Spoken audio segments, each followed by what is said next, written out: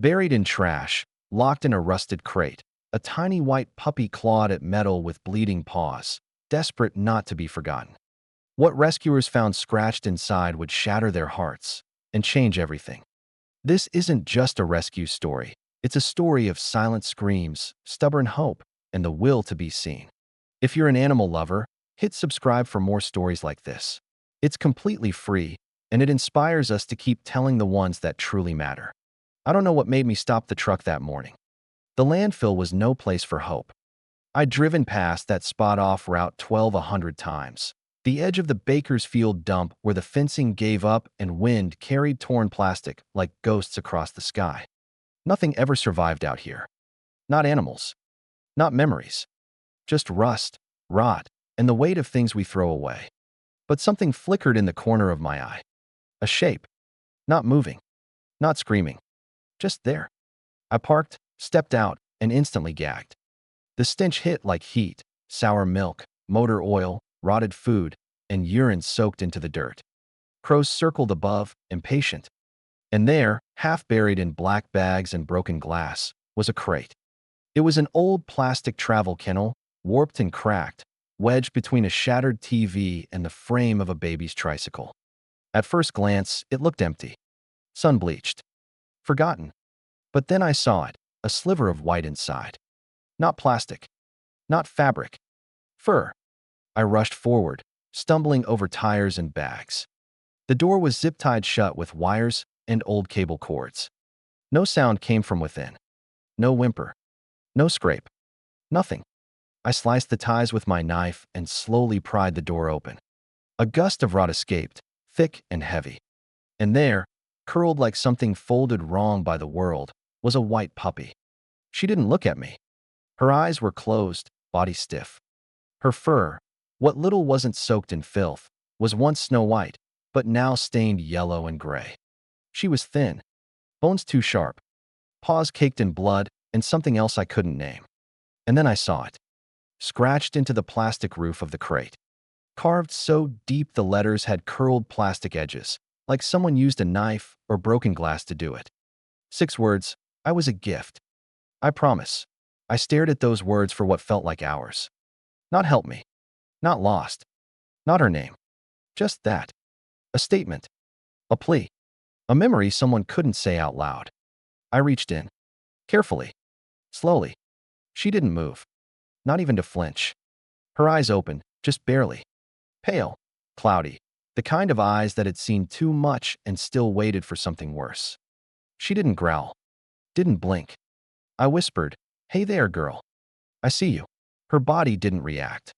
But something behind those eyes did. It wasn't fear. It wasn't relief. It was deeper. Resignation. Like she'd already decided she wouldn't be chosen again. I wrapped her in my flannel shirt. She was weightless, limp, a ghost in dog skin, and carried her to the truck. She never fought me. Never licked. Never whimpered. She just stared out the passenger window as the landfill disappeared behind us, her chin pressed into the fabric like she didn't believe it was real. At the shelter, I didn't put her in the main room. Dogs barked, howled, clawed at kennel bars. But she was too small, too quiet, too broken. So I cleared out a storage closet beside my office. Mop buckets, shelves of old food, dusty toys no one used. I laid a towel on the floor, set a small bowl of water beside her, and placed the crate, her crate, in the far corner. She crawled back into it herself. No pushing. No command. Just familiarity. I left the door open. Didn't lock it. I couldn't bring myself to clean it yet either. The words were still staring at me from the top. I was a gift. I promise. That night, I sat in my office and listened. She never made a sound. The next morning, the towel was soaked. Not with urine, with water. She hadn't touched the bowl. Instead, she must have waited for condensation to form on the crate walls. She licked it. I offered food, boiled chicken, soft kibble soaked in broth. Nothing. She didn't look at it. Didn't sniff. Just sat there, curled into the back corner of the crate, like she was still waiting for the lid to close again. I asked the vet to come by. She's dehydrated, obviously malnourished. About 4 months old. But there's no infection, no fractures. She's intact. That word haunted me. Intact. Like a package no one opened. Like something once wrapped in ribbons and left behind. She'll eat when she's ready, the vet added, gently closing the door. Don't push her. Some dogs don't scream.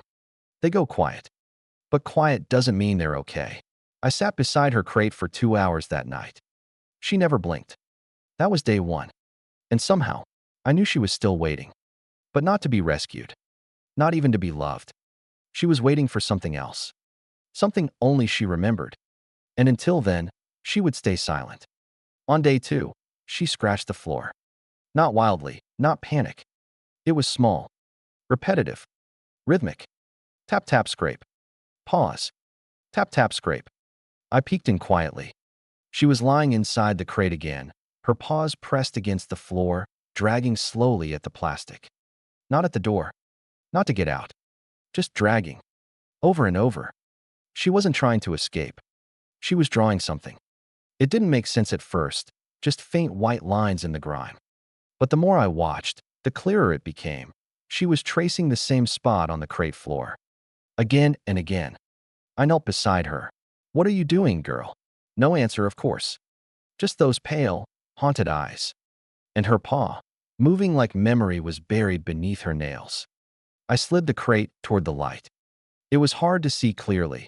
The grime was thick, but just under the layer of dirt and dried blood, something glinted faintly. A name, etched in pink glitter, half scratched off. Poppy. That was it. I froze. She had a name. She'd remembered. Not by responding to it, not by wagging or barking, but by scratching it back into the world. I whispered it. Poppy. Her ears didn't twitch. Her gaze didn't shift, but her paw stopped moving. A moment later, she laid her chin back down. And for the first time, I saw her eyes close, not in fear. In rest. That night, I took the crate apart. I couldn't let her sleep in it any longer. Not with the urine-soaked corners. Not with the scratch marks from whatever came before. Not with those words still carved above her. I was a gift. I promise. But when I tried to lift her out, she whimpered. The first sound. Not loud. Not wounded. Just a soft, cracked plea. It wasn't the crate she feared. It was losing the last thing that still held her story. So I compromised. I cleaned the crate, every inch. Scrubbed gently around the name. Left the scratches intact. I lined it with a fleece blanket. And I placed it beside a new dog bed, hoping maybe she'd come out when she was ready. She didn't. But she drank. A full bowl, in one go. Tiny gulps. Then back into the crate like she hadn't moved at all. Progress. Day 3. She tried to stand. It didn't go well. Her legs wobbled, folded under her. Her head hit the side of the crate. But she didn't cry. Didn't yelp. She just tried again. I saw her collapse 5 times that morning. 5 times. And 5 times, she clawed her way back up. There was no one to impress. No reward waiting. Just something inside her, quiet but burning, saying, get up. Try again. That afternoon, I set a chicken treat outside the crate. Not far. Just a few inches. She stared at it. For nearly 2 hours. And then, she crawled out. Her paws trembled. Her steps were jagged. But she moved. Out of that plastic grave. Onto the tile. She sniffed the treat. Then turned away. She wasn't hungry. She just wanted to prove she could do it. I stayed late that night. Past lights out. Past feeding. The shelter had gone quiet. But I heard her. Not a bark. Not a whine. Just the softest sound. Clink. Tap. Clink. I tiptoed into the room. She wasn't in her crate. She was sitting beside it, looking at the wall. And with one paw, she was scratching again. Not the floor this time. The drywall. I clicked on a flashlight. My heart cracked. There, just under the surface scratch marks, were faint lines. Words. Half finished. Pop. She'd started writing her name. On the wall. As if she was afraid someone might erase her again. I dropped to my knees, unable to hold the tears back. Poppy, I whispered. Her ears twitched. Slow. Careful. She turned to me. And for the first time, her tail moved. Not wagging. Not playful. Just one slow thump against the tile. A heartbeat. The next morning, she ate 3 bites. She chewed each one like it might be her last. Or maybe her first. I sat beside her with a notepad, documenting every change, every step. But I couldn't stop thinking about that crate. That name. That sentence. I was a gift. I promise. Who writes something like that? Who gives a living being as a gift, then leaves her to rot in trash?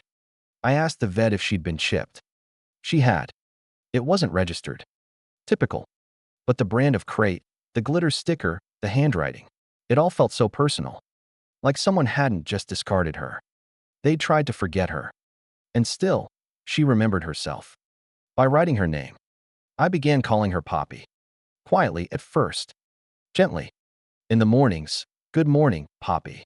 At feeding time, hey, Poppy girl. At night, you're safe now, Poppy. She never responded. But on day 5, as I was closing the shelter doors, I heard it. A sound. Soft. Muffled. I turned. Poppy had stepped out of the crate on her own. And as I looked back toward her, she wagged her tail. Twice. And then, in the tiniest, most fragile voice I've ever heard, she whimpered. But it wasn't fear. It wasn't pain. It was the sound of beginning. Of something long buried, finally scratching its way back to life. By the time the weekend came, Poppy could walk 5 steps before her back legs gave out. She didn't make a sound when she fell, just rested for a second, then tried again. There was no frustration in her. No panic. Only a quiet kind of determination I couldn't look away from. Every move she made was slow. Deliberate. Like she was relearning the world inch by inch. She'd stop and listen to the silence of the room, sometimes gazing out the window like she remembered what fresh air was but couldn't quite place why it mattered. It wasn't until I brought in the vacuum that I heard her growl. Not loud. Just a low rumble from deep in her chest. Her body froze. Eyes locked on the machine like it was a monster from some old nightmare. I turned it off immediately. Okay, I whispered. Okay, baby. No vacuums. She didn't blink. Didn't move. She just stared at the plastic casing like it had once hurt her. And maybe it had. Maybe, in whatever place she came from, that machine didn't clean floors. Maybe it screamed. Maybe it came before yelling. Or after something worse. I never turned it on again around her. Later that night, while mopping, I noticed something. In the corner near her crate, where the dust was thickest, there were markings. Not paw prints. Letters. Faint, shaky, but unmistakable. P-O-P-P-Y written in the dust. Not once. Not twice. But 3 times. She'd written her name again. With her paw. Not scratched this time. Drawn. Like she was trying to remind herself. I exist. I mattered. I'm still here. I dropped the mop. Dropped to my knees. And I traced the letters with my own fingers, heart pounding. Who was she before all this? Who loved her first? Who called her Poppy with joy in their voice? What happened between the glitter sticker and the landfill? And why did she still fight to remember? She was sleeping more now, deeper. Sometimes I'd find her dreaming, legs twitching, mouth moving silently. I liked to imagine she was running somewhere safe. But sometimes, she'd wake with a start. A small yelp. Then scramble into the crate, heart pounding. Whatever haunted her, it wasn't done yet. She still refused to play. Refused toys. Wouldn't chase balls or chew bones. But she'd watch me when I offered. Like she was trying to learn joy again, but couldn't remember what it was supposed to feel like. So I stayed patient. And one day, I brought her something different. A mirror. Just a small one. I set it beside her crate, angled slightly toward her. She stared. Not with fear, not this time. She tilted her head slowly. Then again. Then took 2 steps forward and sat. She looked at her reflection like she wasn't sure if it was her. Or maybe she hadn't seen herself in so long, she forgot what she looked like. She leaned closer. Her nose touched the glass. And she let out a sound I hadn't heard before. A breathy, uncertain whine. Not pain. Not fear. It was like recognition. And it broke me. On day 9, she took food from my hand. No flinching. No retreat. Just one slow reach of her neck. Tongue out. Soft bite. Quick chew. And then she looked at me. Directly. Not past me. Not through me. At me. She saw me. And in that moment, I knew we weren't strangers anymore. We were part of each other's story now. Later that evening, after most of the shelter lights were off, I stayed behind. Just me, the quiet hum of the fridge, and the soft breathing of the dogs. I opened the crate door, left it open. Poppy was curled up inside, but awake. Watching. I sat a few feet away. No words, just presence. I leaned back against the wall and whispered, "I don't know where you came from, baby.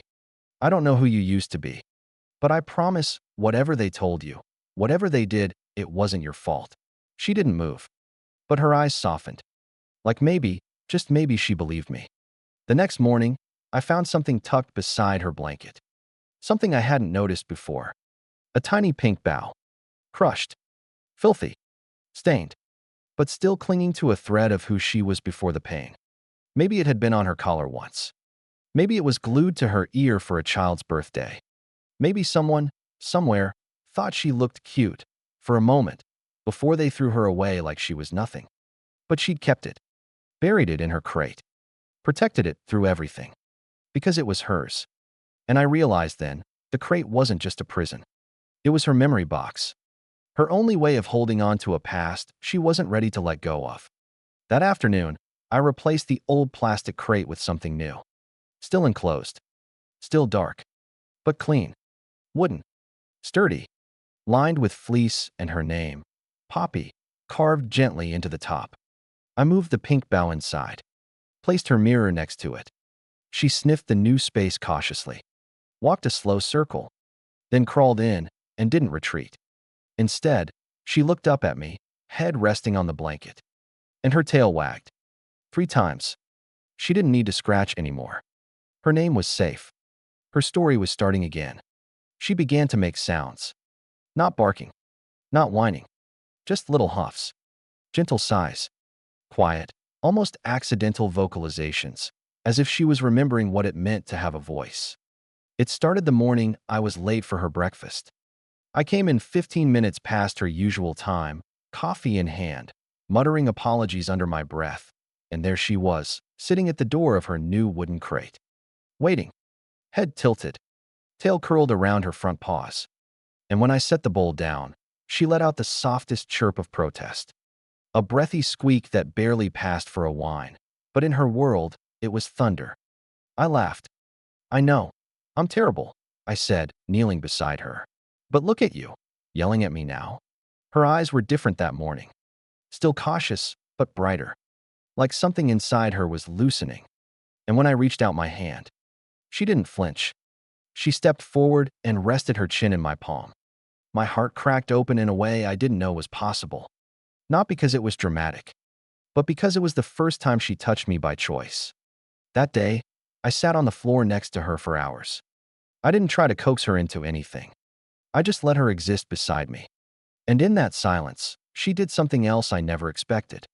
She pawed gently at my shoe. Once. Then again. Then curled beside my leg, spine pressed to my jeans like she'd decided, quietly, without announcement, that I was safe. That she didn't have to carry her fear alone anymore. And that's when the dreams changed.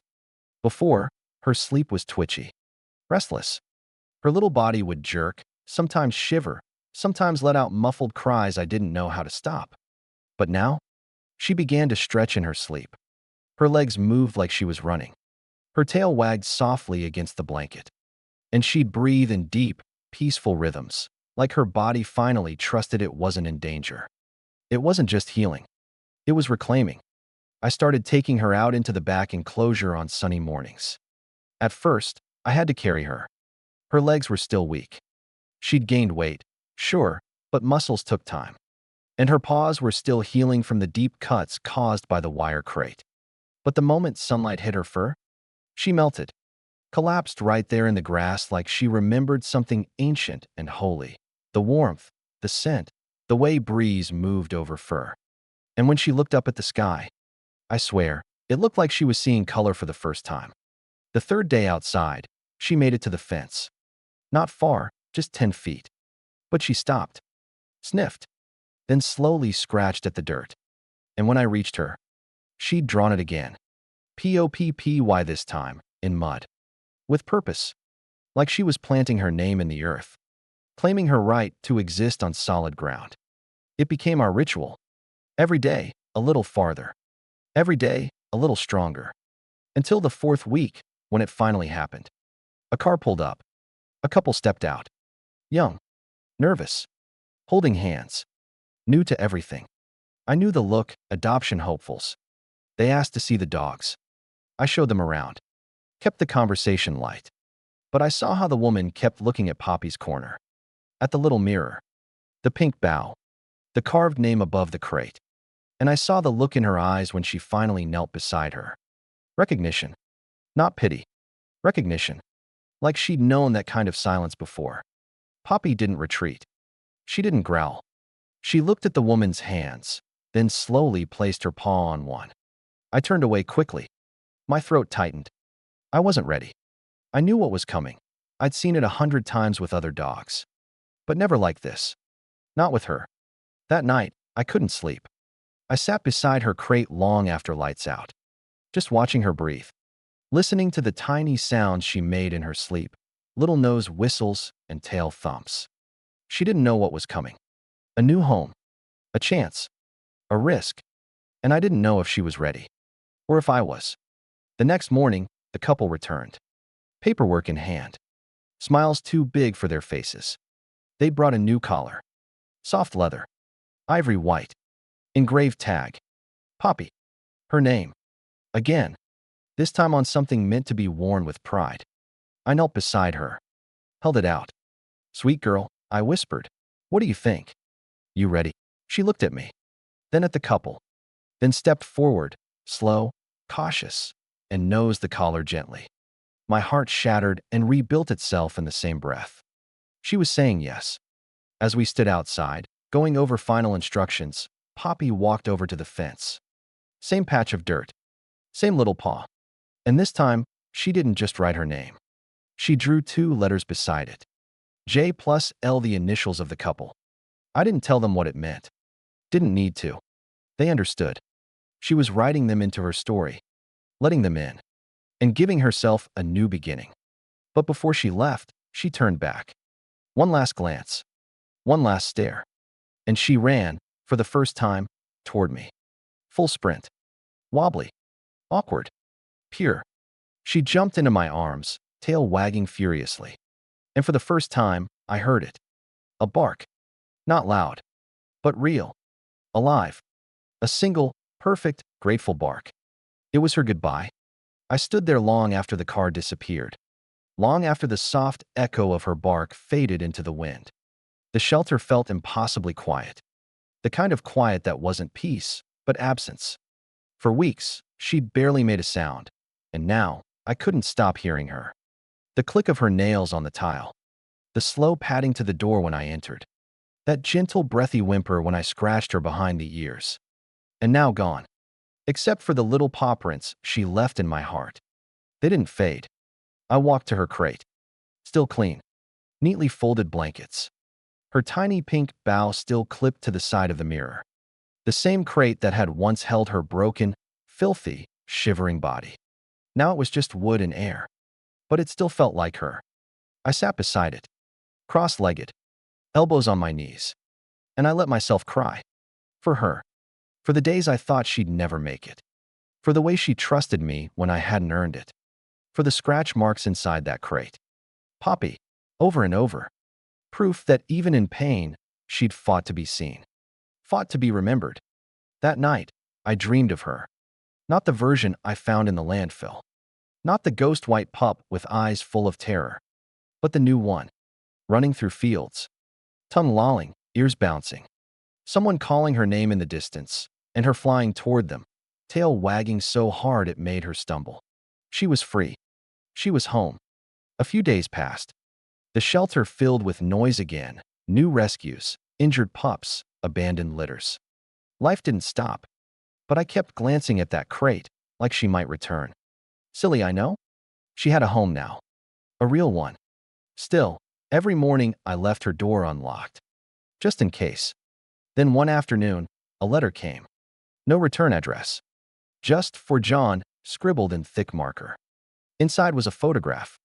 Poppy, sleeping on a pink rug, sunlight spilling across her face. Her white fur nearly glowing. Behind her, two pairs of legs, her new parents, sitting on the floor beside her. On the back of the photo were 6 words. She barks every time we smile. I pressed the photo to my chest. Laughed through tears. She was happy. Really, truly happy. And that was enough. But the next part shattered me. Folded in the envelope was a second photo. This one darker. Blurry. A cell phone shot, taken weeks ago. Of the inside of that filthy crate. From the landfill. Scratched into the metal base, barely visible beneath the grime. Don't forget me, I froze. I read it again. Don't forget me. It wasn't just her name she carved. It was a plea. A desperate, terrified whisper to a world that had already discarded her.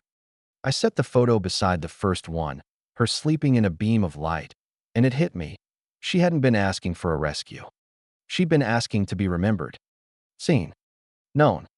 Loved. I went back to the landfill. Alone. I don't know why.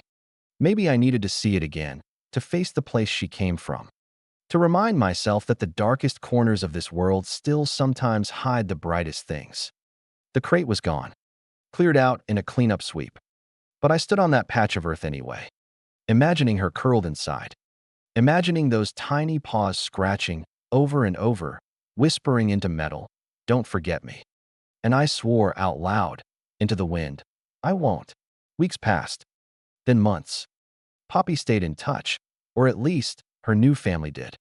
Photos, letters, videos of her playing in the snow, catching bubbles, barking at the microwave. She had toys now. Friends. A backyard. A bed with her name embroidered in gold thread. They kept the name. Poppy. Because when she came home, the first thing she did was scratch it into their wooden doorframe. Same letters. Same rhythm. As if to say, this is me. This is mine. And I am not invisible anymore. One spring morning, a girl came to the shelter. 9 years old. Quiet. Carrying a small suitcase. I recognized the look in her eyes. I'd seen it before. She walked slowly past the cages, pausing in front of one that held a 3-legged mutt with a torn ear and sad eyes. She crouched down. Didn't speak. Just stayed there. Silent. Gentle. Present. And after a while, the dog, who hadn't let anyone near him in days, limped forward and placed his head on her lap. She looked up at me and smiled. The same smile Poppy gave me the first day she let me touch her. I felt something shift in the air, like an invisible thread tugging all the way back to that landfill. To the crate. To the scratch marks. To the girl inside the dog who never gave up asking to be remembered. And I knew then her story wasn't over. It was just echoing forward. Through others. Through every soul who thinks they've been thrown away, left to rot, silenced, forgotten. Through every whisper carved in pain that dares to ask, "Don't forget me." And I won't. Ever. Because I remember the white puppy in the landfill crate. I remember her name. Her silence. Her bark. Her fight. And I remember what she scratched inside the metal that day. The thing that broke me and saved me at the same time. Don't forget me. I never will, Poppy. Not ever. The morning sky was gray when I unlocked the shelter. Rain had passed through in the night, leaving behind a hush, like the world itself was waiting. Something about that kind of silence used to frighten me. But not today, because it reminded me of her. The soft, watchful stillness of a white puppy whose entire world once fit inside a rusted crate. I'd been thinking about Poppy more lately. Not because I missed her, though I did, deeply, but because something inside me had started to change since she left. And it started with what she left behind. Every rescue we took in now had a name written by hand. Not a number. Not a tag. A name. Because even if they didn't make it through the night, they deserved to be called, to be known. It was something she taught me, without a bark, without a word. Just scratches. Letters on metal. A silent scream in the dark. I matter. I carried her crate into my office weeks ago. Cleaned it. Polished it. And placed it beneath the window where the light poured in. We no longer used it for animals. It was now something else entirely. A reminder. a monument to a soul that refused to disappear. One evening, as I locked up, I saw a note taped to the gate. Faded, weather-worn, written in crayon. Thank you for not forgetting the ones like her. Emily, age 9. Taped below, it was a drawing. A white puppy, surrounded by other dogs, all different shapes and colors. But the puppy was in the middle, tail wagging, eyes wide. And around her were words written in a shaky hand. She scratched hope. I sank to the ground right there by the gate. Read it again and again. She scratched hope. I never saw it that way. But maybe that's what it always was. Not a scream of fear, but a tiny act of faith. We had a visitor that week, a reporter from a local news outlet. She wanted to write a piece on overlooked shelters doing quiet, lasting work. I agreed. She brought a camera crew, lights, questions. I was nervous, but I showed her everything. The rescue rooms, the feeding areas, the worn couch in the break room where we sometimes curled up with dogs too scared to sleep alone. And then I showed her the crate, the one from the landfill, the one that changed everything. She ran her fingers along the inside wall, the scratched words still faint but visible. She looked at me and whispered, "She did this?" I nodded. She didn't write a story that day. She wrote a tribute. The article went viral, titled simply, "She scratched her name so the world would know she lived." Poppy became a symbol. Not a dog, not a rescue, but a voice. One speaking for all the forgotten ones still out there. Buried under trash, locked in crates, chained to silence. Her face, white, soft, defiant, ended up on posters, flyers, murals. Volunteers poured in. Donations tripled. Rescues that once had no names now had names, blankets, playtime, and, more often, second chances. Because of her. Because of what she scratched. One day, months later, she came back. Not for good. Just a visit. I was cleaning out the intake room when I heard a bark at the gate. Short. Sharp. Familiar. I turned. And there she was. White fur gleaming. A red harness around her chest. Ears perked. Still tiny. Still bright. Her new family smiled behind her. But it was her eyes I focused on. The same eyes from the landfill.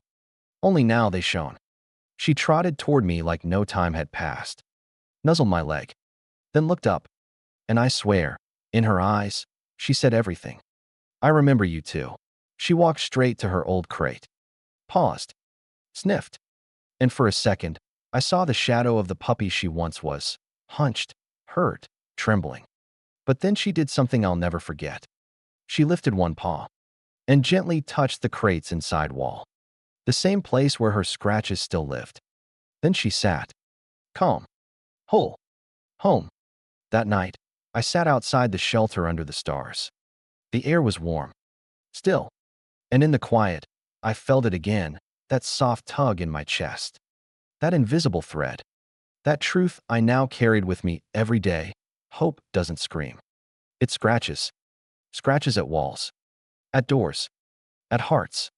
Until someone hears it. Until someone answers. Poppy was gone again by morning. But she didn't leave empty. She left her legacy. In the name of every dog we saved after her. In the crate that still sits beneath the window. In the notes we now tape to our office wall. Each one from a child, a family, a stranger who saw her story and chose to act. And in me. Most of all in me. Because I used to think rescue meant pulling a dog from danger. Now I know better. It means listening. It means seeing them, truly seeing, even when the world has buried them. It means scratching back. Sometimes, late at night, when the shelter is quiet, I walk past her crate and run my hand over the wood. And I whisper, I remember. Because I do. And I always will. The white puppy in the landfill. The one who scratched her name to the world. The one who reminded me that every soul, no matter how lost or broken, wants the same thing, to be held, to be heard, to be loved, to never be forgotten.